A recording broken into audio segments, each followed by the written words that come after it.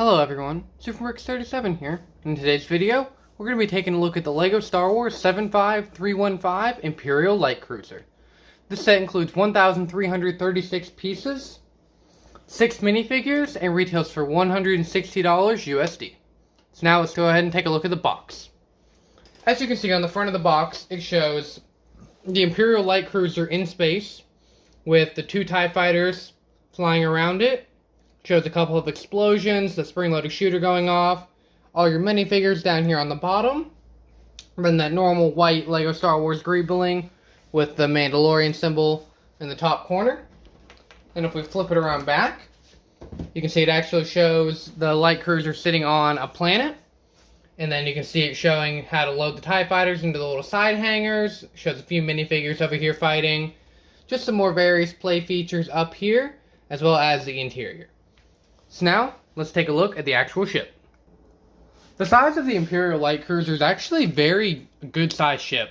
It's comparable to the sizes of the other Imperial Star Destroyers that we've gotten in the past, not the UCS ones, just the normal play scale ones. But it's actually a very good build, in my opinion. The one thing that I don't really like are these 2 main cannons, just because of how big and clunky they seem. Because in universe, maybe I'm thinking of remembering these ships wrong, but I don't think these guns were as big as the bridge. Because these guns are absolutely massive. I know they have to be this big to incorporate the spring-loaded shooters, but still, they're huge. And yeah, as you just saw, spring-loaded shooters do shoot out. Just press right on it, and they shoot right out. The bridge itself does have sticker elements for the actual windows, which I think does look really cool, but they are a little bit of a pain in the butt to get on. You can see it is on the inside here as well. So it is a very complete look, and I do like the way they did that.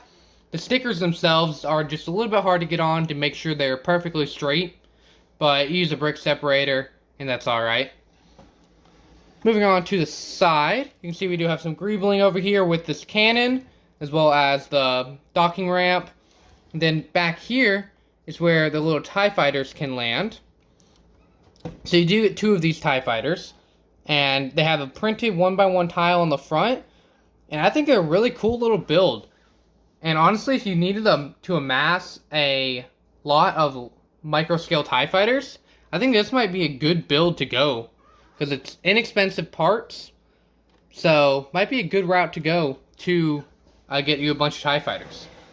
And if you wanted to, you can on the front of the box, or on the front of the set rather, take your TIE fighter, and if you open up, you can set it right in here, and then, see if I can get you a good view of this. You can see the TIE fighter stage there in the front. You can actually use this little plunger here to launch out the TIE fighter. It is a little bit hard to get a lot of momentum on it, but it is still a pretty cool little play feature, because that is where the TIE fighters would come out in universe. And then if you didn't want your TIE fighters just to be out loose, they do stud right into these little spots on the side, so you can just put them right in there for storage. Around back, on the engines, you can see it is very detailed actually. I really like the use of these blue trans discs as the actual like heat coming off of the engines. Some very nice greebling details, and overall this section is very well built. I didn't expect it to be as well built as it is, but it is very nicely built. You can see the top there, very nice details. On the other side, it is pretty much just a mirror of the right side. You can see you do get 2 TIE fighters in the set, and you do actually get an extra one of those printed tiles if you did want to make more TIE fighters. And yeah, that's pretty much it for the outside. So let's go and take a look at the inside. And as you saw earlier, this whole top section does just flip up just like that for you to give access to the interior. So if we move the camera in here, you can see we do have this one table in the center with some stickers on it. This plunger, which shoots the TIE fighters out. So there's a couple consoles here, a few more consoles here. All these consoles and table details are all stickers. The only printed piece in this set was actually the TIE Fighter cockpit piece. And then we had 2 crates, one of which has a printed thermal detonator piece, which is always a cool piece to get.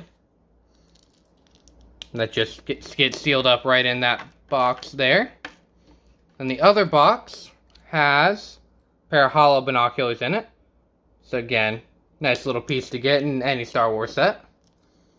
But overall, the interior is kind of boring, honestly. You can take your Moff Gideon figure if you wanted to, stand him right here at the head of the table.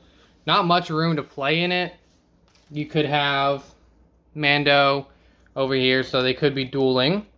But overall, the interior is kind of boring.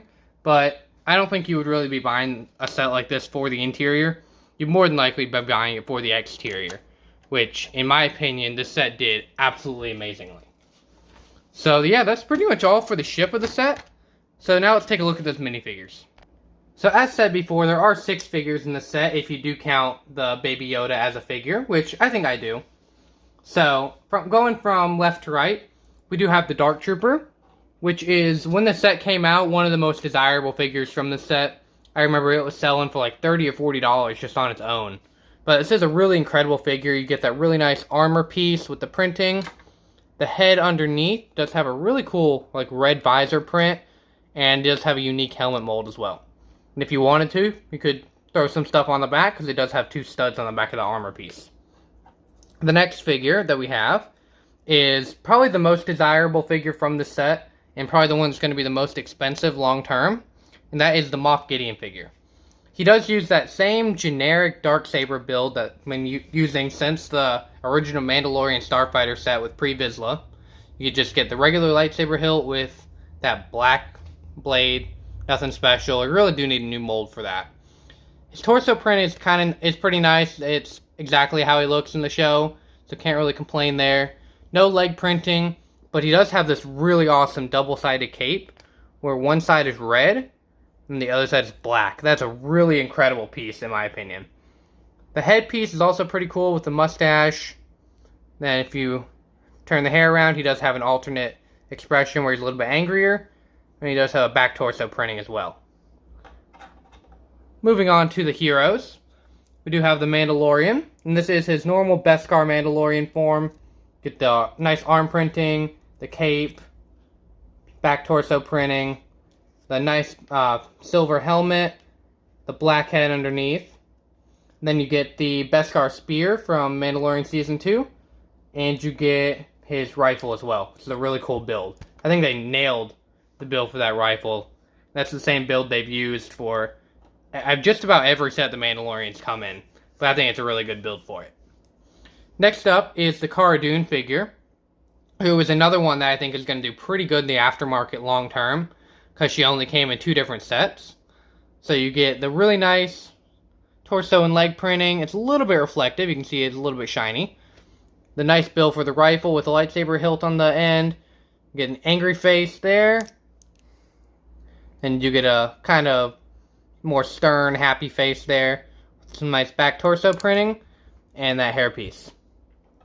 The next figure is definitely my favorite figure from the set. And that is this Fennec Shand, where she's got really nice arm printing, leg printing, and torso printing. I love the continuation of her skirt. And that awesome helmet piece. You can see it is dual molded with the orange and black. Or, sorry, not dual molded. It's molded in orange with the black printing on it.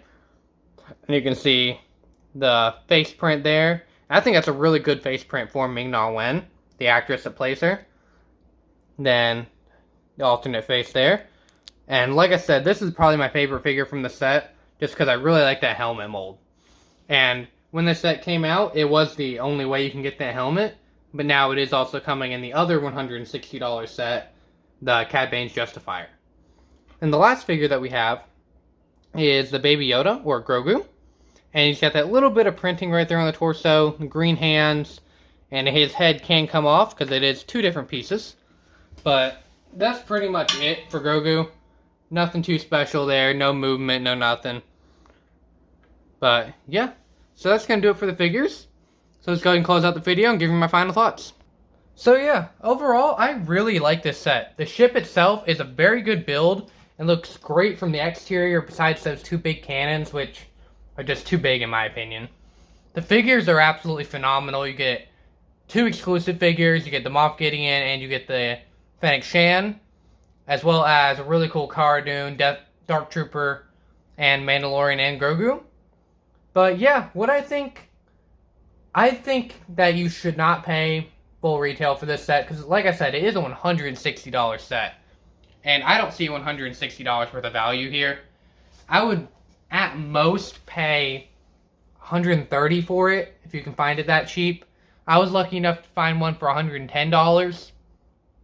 So I would recommend, if you can find this set on sale, to get it then. But other than that, let me know what you guys think of this set down below in the comments. And thank you all for watching. SuperBricks37, signing off.